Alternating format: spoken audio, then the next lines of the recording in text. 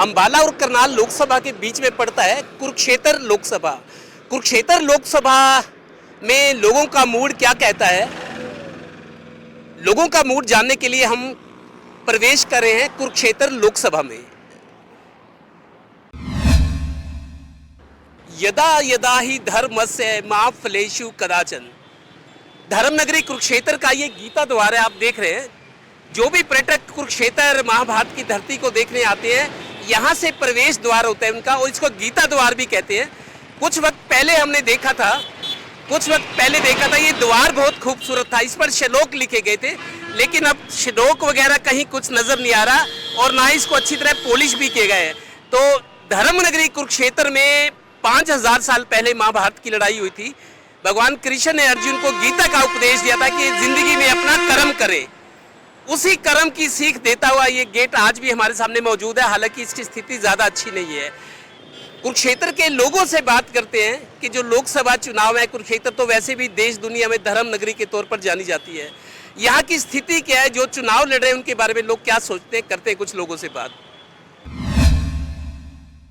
कुरुक्षेत्र के पिपली चौक पर ये टैक्सी स्टैंड है जहाँ मैं खड़ा हूँ। आप देख भी रहे होंगे मेरे आसपास टैक्सी है और टूरिस्ट को सर्विस देने वाले ये साहिबान भी खड़े हैं। क्योंकि ये बाहर से जो लोग भ्रमण करने आते हैं, धर्म नगरी कुरुक्षेत्र को देखने आते हैं, उनको पर्यटन स्थलों की सैर करवाते हैं, तरह तरह के लोगों से मिलते हैं। लेकिन वोटर कुरुक्षेत्र के, सबसे पहले तो आप बताओ जी, लोकसभा चुनाव नजदीक आ गए हैं, बड़े बड़े योद्धा फिर मैदान में है। कुरुक्षेत्र लोकसभा में विकास कितना हुआ है, सीन क्या है, लोग क्या सोच रहे हैं, मुद्दे क्या होंगे जब आप वोट डालेंगे? सर, ये विकास तो खैर हुआ है बीजेपी की सरकार में, ये नहीं कह सकते कि विकास नहीं हुआ, लेकिन कुछ एक मुद्दे ऐसे हैं जिनके ऊपर सरकार ध्यान ही नहीं करती। जैसे मान लो हम टैक्सी चला रहे हैं, हमारी ओल्ड मॉडल गाड़ियां हैं, सरकार ने 10 साल 15 साल पुराना व्हीकल जैसे बंद करने की स्कीम लॉन्च की है। सर, उससे जो गरीब आदमी है जिसके पास गाड़ी है, वो एक मुश्त उसकी गाड़ी बंद हो जाएगी या वो स्क्रैप कर देगा। तो दिल्ली एनसीआर के लिए ना, आपका क्षेत्र तो बाहर है। एनसीआर में तो करनाल भी आता ना, इससे तो हम करनाल भी नहीं जा सकते। आप ही बताएं। लेकिन उस स्कीम को अभी होल्ड पे रखा है, लागू नहीं हुआ मेरे। नहीं, अगर होल्ड पे है तो एट प्रेजेंट होल्ड पे है ना। काफ़ी सालों से उसका शोर तो मच ही रहा है ना कि ये स्कीम आने वाली है। एट प्रेजेंट होल्ड पे रख दिया, कल को सरकार आ जाती है, मान लीजिए इन्होंने लागू कर दी स्कीम, गरीब आदमी कहाँ जाएगा? सरकार कहती है गरीबों के लिए हम बहुत अंत्योदय, गरीबों के लिए बहुत कुछ कर रहे हैं। अपने माननीय श्री मुख्यमंत्री मनोहर लाल जी खट्टर थे पहले, उन्होंने ये ऐलान किया था कि करनाल एनसीआर से बाहर रहेगा, और ये एनसीआर का जो शोर है ये गुरुग्राम तक और फरीदाबाद जो दिल्ली के नज़दीक रहेगा। अब धीरे धीरे वो पानीपत तक आ गया, तो आने वाले टाइम में जाहिर सी बात है कि वो करनाल तक भी आएगा। चलो एक बात ये बताओ, आपके नेता हेलीकॉप्टर में घूमते हैं, गाड़ियों में शू करके गाड़ियां जाती हैं, अब वो लोग हाथ जोड़ते घूम रहे हैं, वोट मांग रहे हैं। कोई सवाल है आपके पास अपने नेताओं, नाम मत लो नेता का, कोई सवाल है कि उन नेताओं से पूछोगे जी आज हमारे पास आए हैं, लेकिन कोई सवाल आपके हों? सवाल तो यही है जी कि गरीब आदमी का मसला हल होना चाहिए, बस, और कोई सवाल नहीं है जी, ताकि कोई भी अपनी रोजी रोटी के लिए परेशान ना हो। सर सरदार साहब ਤੁਸੀਂ ਜਿਹੜਾ ਵੀ ਕੰਮ ਕਰਦੇ ਹੋ, ਟੈਕਸੀ ਚਲਾਉਂਦੇ ਹੋ, ਦੁਕਾਨ ਕਰਦੇ ਹੋ, ਵਪਾਰੀ ਕੁਝ ਵੀ ਹੋ, ਸਰਕਾਰ ਕਿੱਦਾਂ ਕੰਮ ਕਰ ਰਹੀ ਹੈ? ਹੁਣ ਫਿਰ ਵੋਟ ਆ ਗਿਆ, ਕੀ ਸੋਚ ਕੇ ਵੋਟ ਪਾਓਗੇ? ਸਰਕਾਰ ਦੇ ਕੰਮ ਤੇ ਬਹੁਤ ਵਧੀਆ ਨੇ ਜੀ, ਬਹੁਤ ਹੀ ਅੱਛੇ ਕਰਦੀ ਵੀ ਇਹ ਸਾਡੇ ਗਰੀਬ ਆਦਮੀਆਂ ਵਾਸਤੇ ਦੇ।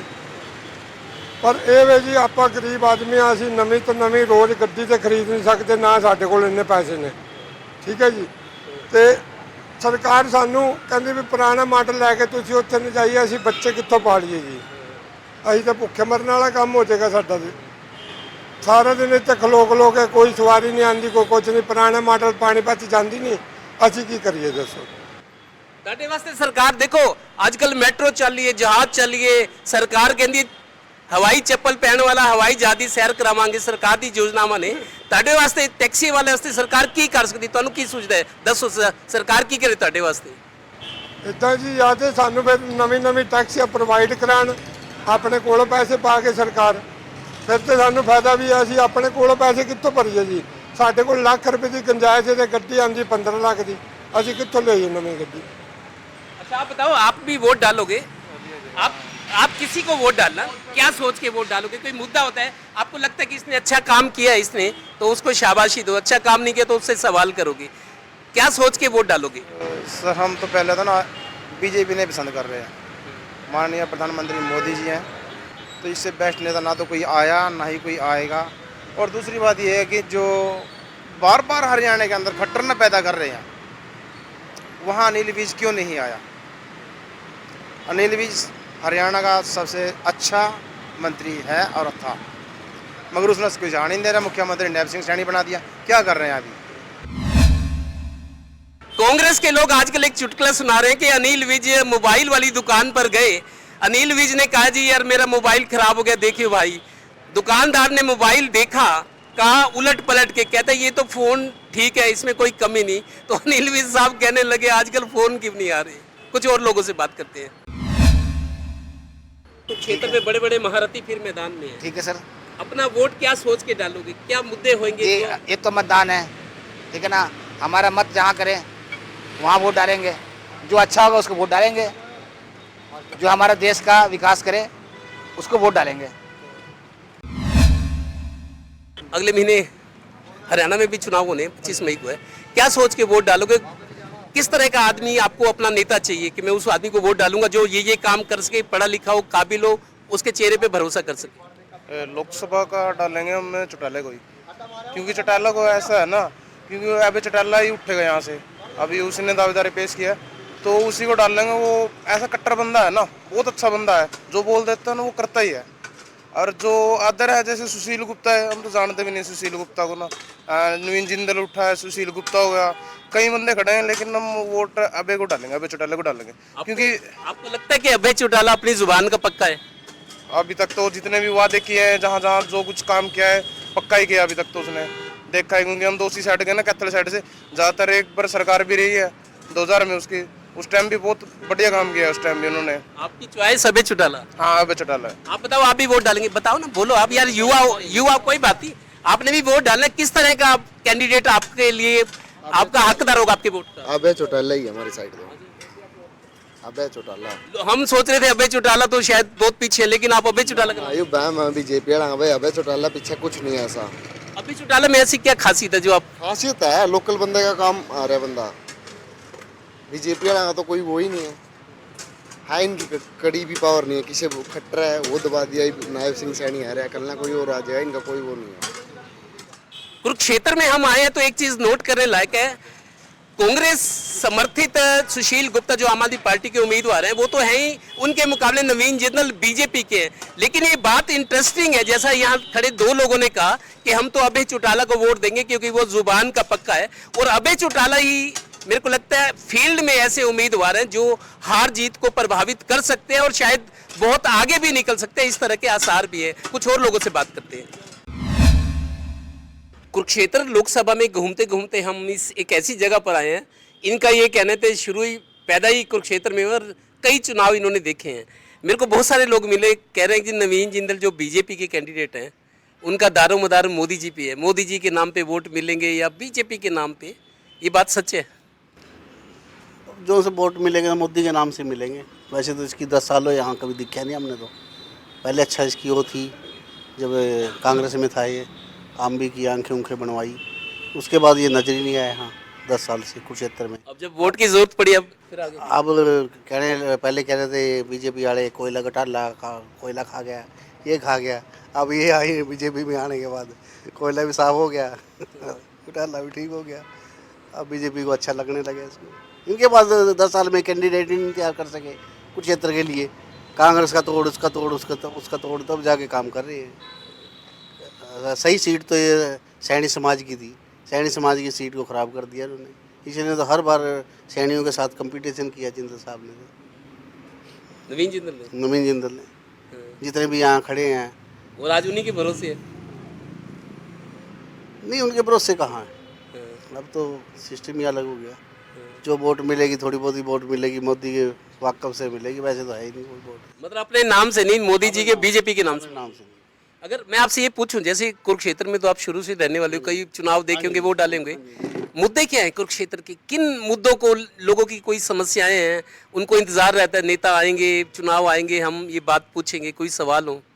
मुद्दे कहाँ जी, यहाँ एक बार सड़कें जाके अंदर की सड़कें देखो आप जाके, सेक्टरों का इन्होंने गांव बना दिया ब्लॉक लगा के। एक बार जाके देखो मेन सड़कों का, उमरी रोड से सीधा जाते हैं अपना सुंदरबनी रोड तक, देखो जाके सड़कों का क्या हाल है। ये 10 साल में, पूरे 10 साल में सड़क बनी है, इसमें मेरे ख्याल 8-10 तो एक्सीडेंट ऐसे ऐसे बच्चे गए, क्या पूछा जी। क्या सोच के वोट डालोगे? किस तरह का कैंडिडेट आपको माफिक है कि हाँ ये मेरे वोट का हकदार है? साफ सुथरा कैंडिडेट जो होगा उसको वोट देंगे। साफ सुथरा तो आपके सामने आएगी 3। साफ सुथरा तो अब नवीन जिंदल में कोयला घोटाले का था, अब वो बीजेपी वाशिंग मशीन में तो है गया, अब वो साफ हो गया। ठीक है ना जी। बीजेपी वाले ना काम चलो जो थी वैसे किए, ठीक है, परंतु ये जो बेरोजगारी बढ़ाई है ना, बस इस पर परेशान है पब्लिक। 5 किलो अनाज जो तो गरीबी बढ़ा दी है, घटाई थोड़ी है। आज 145 करोड़ सारी जनसंख्या, 80 करोड़ अनाज लग रहा बंटने जो बेरोजगारी घटी है कि बढ़ी है पब्लिक। 5 तो साल तक बटेगा, 5 साल तक बटेगा और तो गरीबी बढ़ जाएगी, तो लोग काम चोर हो जाएंगे। ये 5 किलो अनाज 5 किलो में या खुद खा कर दिखा दो कितने दिन चल जाएंगे यहाँ। ठीक है ना जी। रोजगार दो कहीं से ना, मंदिर बना दिए, मंदिर ठीक है, अच्छी है, धार्मिक स्थान है, अपने लोगों के भावना के बन गया, परंतु उससे जगह तो कोई ऐसी चीज़ भी बनाओ ना जहाँ बच्चों को रोजगार मिले। सारा हिंदुस्तान तो खाली लग रहा, नौजवान तो सारे विदेश लग रहे जान, रोज जहाज भर का जान लग रहे हैं, कोई रुकता नहीं यहाँ से, सारे रोज बच्चे परेशान है नौकरी से। क्या सोच के वोट डालोगे? अच्छा आप ये बोल दो भाई हर आदमी को वोट डालना चाहिए, मैं भी डालूंगा, सब डालें अपना वोट डालें लोग, ये तो अपील कर दो। बोलो। यही है जी कि मैं वोट डालूंगा, लेकिन मैं डालूंगा ऐसी जगह पे कि जो साफ सुथरा नेता होगा, जो काम करेगा, युवा प्राणी को जो बढ़ावा देगा, ना कि उसके भविष्य को डुबोएगा। मैं तो ऐसी उससे यही प्रार्थना है मेरी।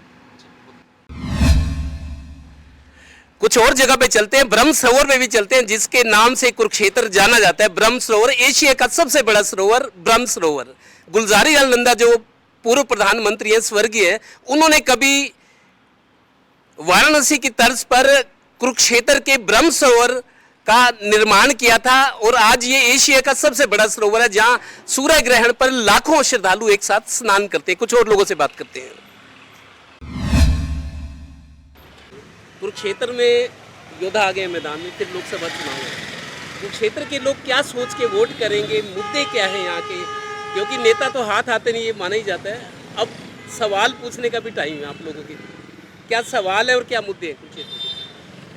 जब नेता हमारे बीच में आते हैं तो लंबे चौड़े वादे करते हैं, हम ये कर देंगे वो कर देंगे, लेकिन अमूमन देखने में आया है हमारे लोकसभा क्षेत्र में कि वो जो हमारे नेता है हमें दिखते ही नहीं है।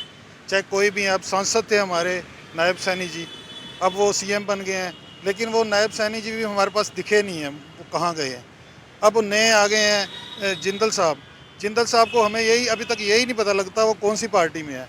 4 दिन पहले तक वो कांग्रेस में थे, एकदम उछल के वो बीजेपी में आ गए। मतलब इन लोगों को क्या अपना वो रखते हैं कि वो हमारे से किस मुंह से आ जाते हैं वोटें लेने के लिए, आज इधर कल उधर। तो हम क्यों इनके साथ बंधे रहें? हम भी सोच समझ के जिनके साथ जो हमारे काम आएंगे। लेकिन हमारे पास सबसे बड़ी दिक्कत यह है कि ऑप्शन नहीं है। ऑप्शन क्या होता है? यदि इंडिविजुअल को वोट देते हैं हमारी ख़राब हो जाती है। जो मेन पार्टियाँ रह जाती हैं दो में से हमें कुछ नहीं पसंद आता, तो हम फिर क्या करते हैं? एंटी चल जाते हैं, भाई इन्होंने 10 साल काम नहीं किया, इसको डाल दो। पर हमारी तो ये मजबूरी है और ये सोच के हम एंटी को ही वोट देंगे इस बार। मुद्दे क्या हैं? किन मुद्दों पे लोग अपना मताधिकार का प्रयोग करेंगे या सवाल पूछेंगे नेताओं से? मुद्दे तो ये हैं, सबसे पहले तो जो हमारे नेता हैं उनको ज़मीन पे उतर के जो भी लोग अपनी डिमांड्स रख रहे हैं, मैं ये नहीं कहता हमारी, मतलब कोई भी है, चाहे वो सर्विस क्लास में है, बिजनेस क्लास में है, किसान है, उनके साथ बैठ के मिल के उनकी बात को सुने, ना कि उनके ऊपर लटपेल करते रहे। अब पिछले 10 साल से हम ये देख रहे हैं कि कोई भी, चाहे वो बिजली कर्मचारी है, चाहे वो परिवहन कर्मचारी है, चाहे वो किसान है, चाहे वो अध्यापक हैं, उनके ऊपर लटपेल ही करते रहे हैं। इन्होंने कभी उसका समाधान नहीं ढूंढा है। जी आप यहाँ के रिपोर्टर हैं, विश्लेषण करें या इन्हें नटशेल कहते हैं संक्षेप में, तीनों योद्धा मैदान में क्या सीन क्या देख रहे हैं? तीनों के बारे में कितनी संभावनाएं हैं? लोगों की ओपिनियन क्या है? रिएक्शन क्या है? क्या होने जा रहा है क्षेत्र में? देखिए, सबसे पहले जो है जो इंडिया गठबंधन है उन्होंने अपना प्रत्याशी घोषित कर दिया था और ये आम आदमी पार्टी के खाते में सीट आई थी। कांग्रेस अभी जो है अपने प्रत्याशियों के लिए जूझ रही है, अभी उनकी सूची फाइनल नहीं हो रही है। लेकिन सबसे पहले जो इंडिया गठबंधन के प्रत्याशी थे डॉक्टर सुशील गुप्ता, वो यहाँ पर आ गए, तो उनका जो प्रचार है प्रथम दृष्टया जो है सबसे आगे दिख रहा है। जिंदल की जो घोषणा हुई है, उसके अलावा जो इनेलो के अभय चौटाला हैं वो एक सशक्त दावेदार हैं, लेकिन जो अभी तक जो मुकाबला जो देखने में आ रहा है, जो सुशील गुप्ता है वो उनका पलड़ा जो है हावी दिख रहा है, और जो नवीन जिंदल है वो दूसरे स्थान पर चल रहे हैं। सुशील गुप्ता मैंने देखा है कभी वो ऑटो में बैठ जाते हैं, कभी चाय बना के पिला रहे हैं और कभी खेत में दरांती लेके गेहूं काट रहे हैं। इन चीज़ों का लोगों पे असर पड़ता है क्या? बिल्कुल, देखिए जब लोगों के बीच में अगर वो जाएंगे तो इसका तो असर पड़ेगा ही। वो ये दिखाना चाह रहे हैं कि वो जो है आम जनसाधारण से, ज़मीन से जुड़े हुए नेता हैं। या फसल काट रहे हैं, उसके अलावा चाय बना रहे हैं, उसके अलावा जो वो लोगों के बीच में जा रहे हैं। तो नवीन जिंदल को भी जाना पड़ा, उन्हें भी बोरी उठानी पड़ी। हालांकि सुशील गुप्ता ने चुटकी ली थी इस पर कि नवीन जिंदल ने जो बोरी उठाई है वो 2 बार उठाई है, 2 बार गिर गए वो, उसके बाद उन्होंने उठाई है। नवीन जिंदल ने जो ऐसे ट्वीट भी किया। और उसके अलावा सुशील गुप्ता तो एक बात और आगे कह रहे हैं कि नवीन जिंदल की जो कमर है उसमें लचक आ गई। घूमते घूमते हम कुरुक्षेत्र के ब्रह्म सरोवर पर आ गए हैं। ये वो सरोवर है जहाँ सूर्य ग्रहण पर लाखों लोग स्नान करते हैं, पूजा पाठ करते हैं। माना जाता है कि ब्रह्म सरोवर में डुबकी लगाने से आदमी को मुक्ति मिलती है। उसी ब्रह्म सरोवर पर एक चाय विक्रेता है, इनका कहना है बहुत टाइम से, मेरी कई सालों से दुकान है और यहीं के रहने वाले हैं। कुरुक्षेत्र लोकसभा में क्या चुनाव का प्रचार है? तीनों कैंडिडेट सामने आ चुके हैं, क्या माहौल क्या है, लोगों के मुद्दे क्या हैं? इस बार तो कांटे की टक्कर लग रही है मुझे, क्योंकि इंडिया गठबंधन एक तरफ है और बीजेपी एक तरफ है। अभी तो चुनाव को 1 महीना पड़ा है, लेकिन आज किसका जोर है? आज की बात करें तो बस कह नहीं सकते किसका जोर है तो कांटे की टक्कर है इस बार। तो तीसरा कैंडिडेट जो अभय चौटाला, वो भी मुकाबले में है क्या? हाँ, वो इतना खास नहीं, वो भी, लेकिन फर्क तो डालेगा ना वो। फर्क तो डालेंगे। तो बीजेपी और कांग्रेस समर्थित सुशील गुप्ता आम आदमी पार्टी, मुकाबला इन दोनों में लग रहा है आपको? हाँ जी, हाँ जी। आप चूंकि पुराने दुकानदार है, आपका ही कहना है बहुत टाइम से मैं तो यही, मुद्दे क्या है? कुरुक्षेत्र का विकास कितना हुआ है? और अब तो आपके यहाँ के सांसद भी मुख्यमंत्री बन गए हैं, विकास कितना हुआ है? क्या समस्याएं क्या है जिनका? थोड़ा थोड़ा हो रहा है विकास, तो पहले से तो हुआ है विकास कुरुक्षेत्र का। लोगों की परेशानियां क्या है कुरुक्षेत्र? बस परेशानियाँ वही है, वैसे ये विकास जो रह रहा है उसको पूरा करो, यही है। एक बड़ा मुद्दा जो मैं आपसे पूछ रहा हूँ, दुकानदार है, व्यापारी हैं, सरकारी दफ्तरों में सरकार कहती है कि जीरो टॉलरेंस है, करप्शन नहीं है, तहसीलों में बिना रिश्वत के काम होते हैं। सरकारी दफ्तरों की बात करें तो क्या अभी कोई परेशानियां हैं या काम होते हैं या चक्कर कटाते हैं? काम तो हो रहे हैं, काम तो मोस्टली हो रहे हैं सारे। कोई रिश्वतखोरी पे फर्क पड़ा? नहीं, कोई दिक्कत नहीं है, सबके काम हो रहे हैं बिना पैसे दिए। हाँ जी। कुरुक्षेत्र संसदीय क्षेत्र में भी बहुत सारा इलाका आता है। धर्मनगरी कुरुक्षेत्र है, शाहबाद है, पूंडरी है, कैथल है, गुलाचीका है, बहुत सारा व्यापक एरिया है जो कुरुक्षेत्र लोकसभा का है और लाखों की तादाद में फिर लोग वोट डालेंगे। कैथल के हमारे साथ बैठे हैं एक सज्जन, इनका कहना है कि कुरुक्षेत्र आए हुए हैं कैथल के, क्योंकि कैथल भी कुरुक्षेत्र लोकसभा का विधानसभा क्षेत्र है। कुरुक्षेत्र लोकसभा का सीन सज गया है। यहाँ तो उम्मीदवार आ गए, कांग्रेस के तो नहीं, लेकिन यहाँ कांग्रेस समर्थित सुशील गुप्ता है, बीजेपी वाले अभय चौटाला है। क्या मानने हैं कि किन मुद्दों पे लोग वोट डालेंगे? क्या चीज़ें हैं, समस्याएं हैं लोगों की? वोट डालेंगे तो किन चीज़ों का ध्यान रखेंगे कि हमारे वोट का सही हकदार ये है? देखो जी, मैं पहले तो आपके दर्शकों को, आपको, आपके चैनल का धन्यवाद करता हूँ, जो आप लोगों की जो समस्याएं उठा रहे हैं, दिखा रहे हैं कि हाँ जी, लोगों में रोष है कि कोई कार्य नहीं हुआ इन 10 सालों में। जो भाजपा सरकार है बोलती है गरीबों को, बच्चों को बोलते भाई पकोड़े तलो, कहीं ये आ गया क्या है 4 साल वाली आर्मी वाला अग्निवीर जो आ गया। सब जो जिससे भी बात करते हैं सब बोलते हैं कि इससे अच्छा तो कांग्रेस थी, तब रोज़गार तो था, है, लोग इतने परेशान नहीं थे। महंगाई देख लो कहाँ से कहाँ पहुँच गई, आम आदमी का जीना दुभर हो गया है। सिलेंडर कहाँ 450 था, आज 1100 रुपये हो गए। हाँ देखो, ये तो लोगों में इस टाइम जो जिससे भी बात करते हैं कि हम तो कांग्रेस के साथ। नाराजगी, रिजेंटमेंट और रिएक्शन है आपके कहने? नाराजगी तो है जी, लोगों में रोष भी है इस चीज़ का। अच्छा, उसकी ले लो, ये पहले इन्होंने सरकार बनाई जजपा के साथ, अब इन्होंने वो उसकी वो कर रहे हैं कि ये सरकार वो नहीं खरीद रही, कनक नहीं खरीद रही, ये नहीं कर रही, वो नहीं कर रही। किसान पृष्ठभूमि के हैं। जी जी, हाँ जी। किसान आंदोलन कितना असर डालेगा इन लोकसभा चुनाव पे? 10 सीटें हरियाणा में, लोग कुरुक्षेत्र भी है, किसान आंदोलन कितना क्या किस तरह की भूमिका, किसान आंदोलन कितना प्रभाव डालेगा लोकसभा सीटों पर? किसान तो अभी भी जो बहुत वो है, किसान तो अभी धरने पे बैठे हैं, अभी भी बहुत सारे किसान बैठे हैं। किसानों ने तो पंजाब में तो ये बीजेपी वाले कहीं वोट मांगने तक नहीं जा पा रहे हैं। तो बीजेपी आपकी वोट की उम्मीद ना करे? नहीं जी नहीं, बिल्कुल नहीं। कुरुक्षेत्र का ये ब्रह्म सरोवर है। ब्रह्म सरोवर आप देखिए चारों तरफ, एशिया का सबसे बड़ा सरोवर है और सूर्य ग्रहण पे तो यहाँ लाखों लोग स्नान करने आते हैं। धार्मिक स्थल माना जाता है। आज भी पेड़ के नीचे जब बैठे हैं तो गर्मी का एहसास नहीं है, क्योंकि प्राचीन काल के वृक्ष हैं। आप लोकसभा कुरुक्षेत्र के रहने वाले हैं। अब 1 महीना रह गया, हरियाणा में भी कई जगह चुनाव वोट पड़ भी गए हैं। लोकसभा कुरुक्षेत्र की बात करें तो क्या समझ आपकी क्या कह रही है? चुनाव किस तरह का हो रहा है, किधर बढ़ेगा चुनाव आगे? चुनाव तो देखो लोगों के हाथ में है जी, लोगों ने करना, लेकिन जो माहौल है वो बदलाव की तरफ है। अब देखो किस ऊँट किसका रोड बैठता है। तो किस तरह का बदलाव चाहते हैं लोग? लोग बदलाव चाहते हैं कि इस जो भाजपा है इससे छुटकारा मिले। ये जो दबाव की राजनीति कर रहा है ना, इससे नुकसान हो रहा है लोगों को। आम आदमी तंग है, बोलता नहीं, बस ये है। कई बार आदमी बोलता नहीं तो चुनाव का इंतजार करते हैं। वो तो करेगा, वो तो देखो देख रहे हैं लोग। ऐसी बात तो नहीं है कि ना हो, कुछ ना कुछ तो बदलाव होगा।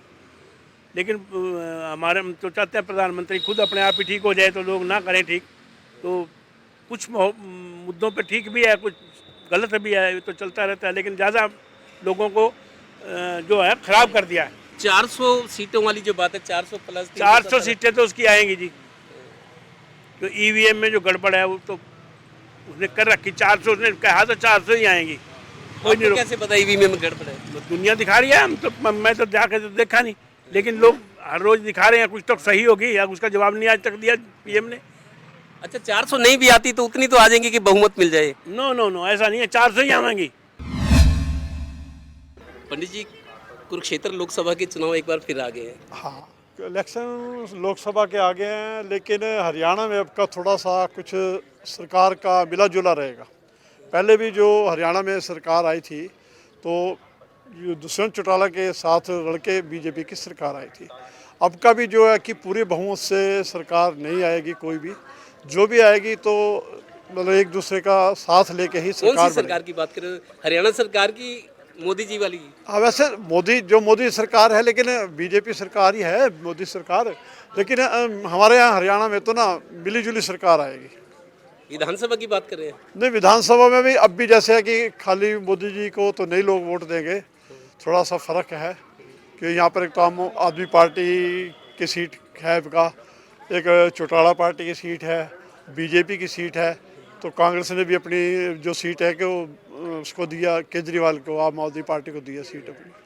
तीनों उम्मीदवारों की बात करें या तो अभी तो कई जगह इंतजार है कांग्रेस का, लेकिन यहाँ तो कांग्रेस आप इकट्ठे मिलकर लड़ रहे हैं। तीनों कैंडिडेट की बात करें, एक एक लाइन में उनकी खूबी और कमियां बता दो, एक एक दो लाइन में। नहीं, ऐसा है कि देखो मोदी जी के टाइम में काम तो बड़े अच्छे हो रहे हैं, मोदी जी तो बढ़िया अच्छा है।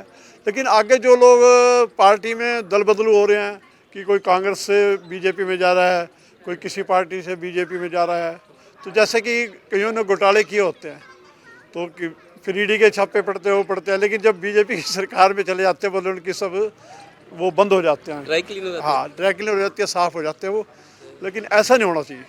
लोग इस चीज़ का बुरा मान रहे हैं। लोग इस बात का बुरा मानते हैं कि आप दूसरी सरकार में तो फिर तो कहते हैं कि ये ठीक नहीं है, भ्रष्टाचारी है, इन्होंने घपले किए हुए हैं। लेकिन जब वो अपनी सरकार में इधर आ जाते हैं तो फिर वो घपले वो उनके सारे धुल जाते हैं।